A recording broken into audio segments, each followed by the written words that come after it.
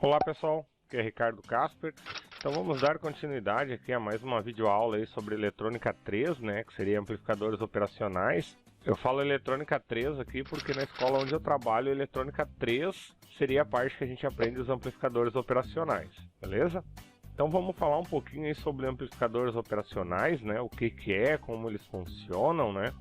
Então o amplificador operacional, ou como normalmente se chama, AOP ou AMP, vocês vão encontrar também por AMP, é um amplificador CC multiestágio com entrada diferencial, cujas características se aproximam de um amplificador ideal. Então a gente sabe que na eletrônica aí nada é ideal, ou seja, sempre há perdas por calor, por resistência, até mesmo um resistor, quando nós compramos ali, a gente sabe que tem a tolerância, né, 5%, 15% e por aí vai, né. Então, em nada é exato, a gente sempre tem ali uma tolerância. Então, aqui abaixo eu tenho a simbologia do amplificador operacional, né, um AOP, ou também AMP, como vocês preferirem, né.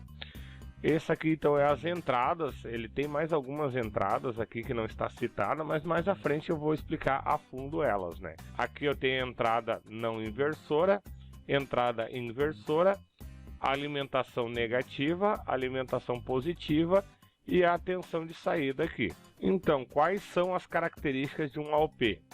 Um ideal, ele deveria ter uma impedância de entrada infinita. Impedância, ela sempre se apresenta aí como uma resistência ôhmica na entrada, né?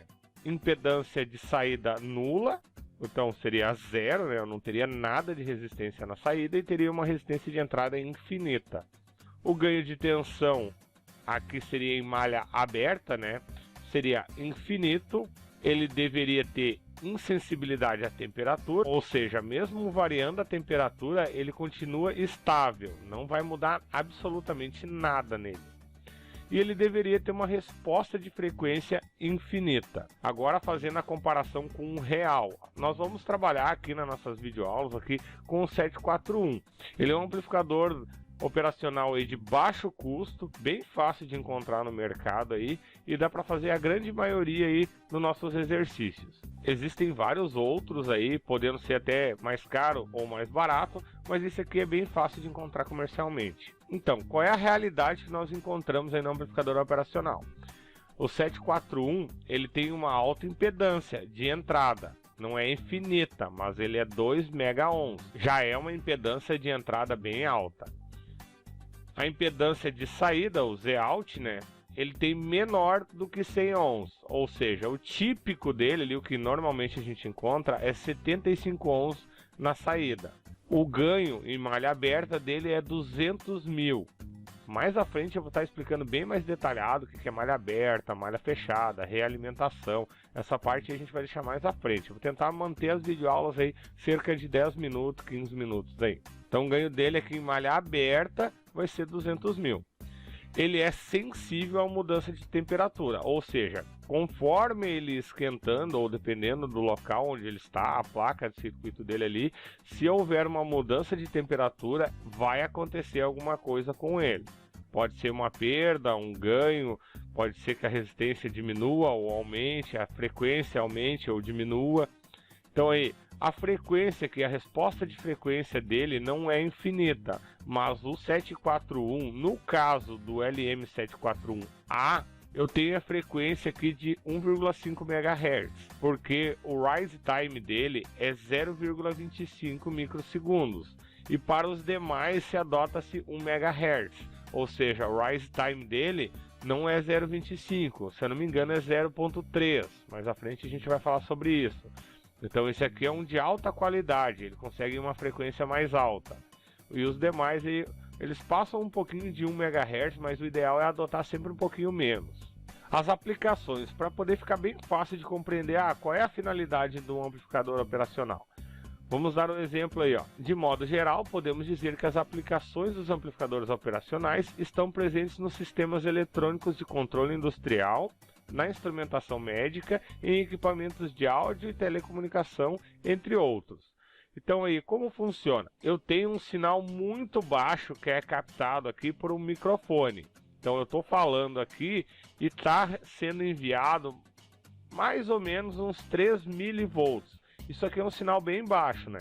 Ele vai passar por um amplificador de sinal que vai elevar essa tensão. No caso, meu 741 aqui, ele vai trabalhar com a tensão, né? Ele vai elevar nesse caso aqui. Ele poderia diminuir, mas como esse sinal aqui já é bem baixo, né? Então eu vou elevar ele para os 12 volts. Podem ver que a corrente continua bem pequena ainda. Então eu só vou elevar a tensão. Depois ele vai passar por outro amplificador, que daí vai ser um de potência, que vai amplificar a corrente. Então agora eu tinha 3 milivolts com uma corrente muito baixa. Aqui ele já ficou com 12, com 10 miliamperes. E agora ele vai ficar com 12 volts, com 5 amperes. E vai sair num alto-falante. Eu preciso aumentar o sinal que está sendo captado pelo microfone para poder sair aqui num alto-falante, né? Então eu tenho que ter etapas de amplificação para esse som sair limpo e alto, né? Se eu pegasse esses 3 milivolts e colocasse direto no alto-falante, praticamente não sairia som, né? Se saísse, sairia um ruído, alguma coisa assim, né? Então ele tem que passar por etapas de amplificação, uma de sinal e a outra de potência. Então voltando aqui falar um pouco sobre simbologia, né? A que eu falei antes foi essa aqui, que teria os terminais de alimentação. É comum nós encontrarmos assim, sem os terminais de alimentação, e ambas estão faltando alguns terminais. Por exemplo, offset, o 5 e o número 1 aqui, o terminal 5 e 1, não estão presentes aqui nessa simbologia. A gente vai ver quando a gente ir trabalhar com o Proteus que vai ter esses terminais ali. Mais à frente eu vou explicar o que é os terminais de offset. Aqui também não mostra o terminal 8. Normalmente eles são encapsulamentos aqui de 8 terminais. E o terminal 8, se não for um encapsulamento metálico, ele não está conectado a nada. No terminal 8, se ele é metálico, ele vai para o ground. Eu tenho a entrada inversora, que é o terminal 2, então eu já sei onde tem esse símbolo negativo aqui, é inversora. Podem ver que um está para baixo, outro está para cima, isso não interfere. A simbologia dele é qual? Um triângulo aqui, né? E mostrando as entradas, pode ser uma entrada, uma saída.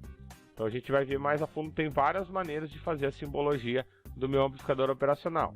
O que eu tenho que cuidar é que normalmente é um triângulo, né? A gente não faz um quadrado, um retângulo, a gente sempre usa aqui um triângulo. Então aqui no caso do 741, né? O 4 alimentação negativa, o 6 a saída, o 7 alimentação positiva, o 2 a inversora, o 3 a não inversora, o 1 é ajuste de offset, o 5 também é ajuste de offset, e o 8 aqui não tem conexão. Então, como eu comentei, na prática, os amplificadores operacionais têm pelo menos 8 terminais. Então, a pinagem dele aqui abaixo. Aqui o esquema no Eagle 9 ou superior, e aqui no software Proteus 8 ou superior. Atualmente, no vídeo que a gente está comentando aqui, o Proteus está na 8.9. Então, aí, como eu comentei, ó, aqui está aparecendo os terminais de offset, o 1 e o 5. E os demais que já estavam antes. Então, o 1 e o 5 destinam-se ao balanceamento do offset. Os demais eu já comentei, né? Entrada inversora, não inversora, alimentação negativa. Tem que ter uma observação aqui, que ele vai do menos 3 até o menos 18. Eu coloquei menos 3 aqui porque é o que a gente encontra nas baterias de BIOS, né? A CR2032, se eu não me engano. O 6 é a saída, alimentação positiva. Mas na prática, se eu não estou enganado, a gente tem que olhar o datasheet, mais à frente a gente vai pegar os datasheets aí, olhar um a um de vários fabricantes para ver o que muda. Por exemplo, tem alguns que não dizem a frequência de trabalho, né? Só diz o rise time deles. Alguns trabalham aí com 2 volts, se eu não estou enganado. Então aí, mas vamos adquirir aí os seus 3 volts, que é legal para trabalhar. Então não possui nenhuma conexão no 8, exceto se o amplificador operacional apresentar encapsulamento metálico. Neste caso aí, o pino 8 pode ser conectado ao terra, ao ground. Então essa aqui é a simbologia que vocês vão encontrar aí nos 2 programas aí, que eu acredito que sejam os mais utilizados aí. O Proteus mais por estudantes, por causa da simulação, né? E o Eagle aqui acredito que seja mais nas empresas, ele tem um baixo custo aí para a empresa estar adquirindo. Código do fabricante e folha de dados, né? Como eu comentei, a gente vai estar olhando as folhas de dados para ver a diferença entre um fabricante e o outro, né? Então, devido à existência de inúmeros fabricantes de circuito integrados, é comum que cada fabricante possua uma codificação para seus produtos. Assim, é necessário que o técnico conheça os diferentes códigos para distinguir os fabricantes, para então buscar a folha de dados do componente, o datasheet, buscar equivalências ou ainda pesquisar as características do componente em questão. Então aqui trazendo aqui uma tabela com os códigos que os fabricantes usam. Todos eles eu estou falando do 741, mas cada um dos fabricantes coloca uma nomenclatura aí para o seu circuito, para estar podendo diferenciar um fabricante do outro. Então aqui os fabricantes, né, eu tenho aqui, se eu não me engano, é Fairchild, que se lê, né? Ele tem o Micro A 741, né? Normalmente aqui a gente encontra, às vezes vai estar a letra UA, que significa o micro, então, né?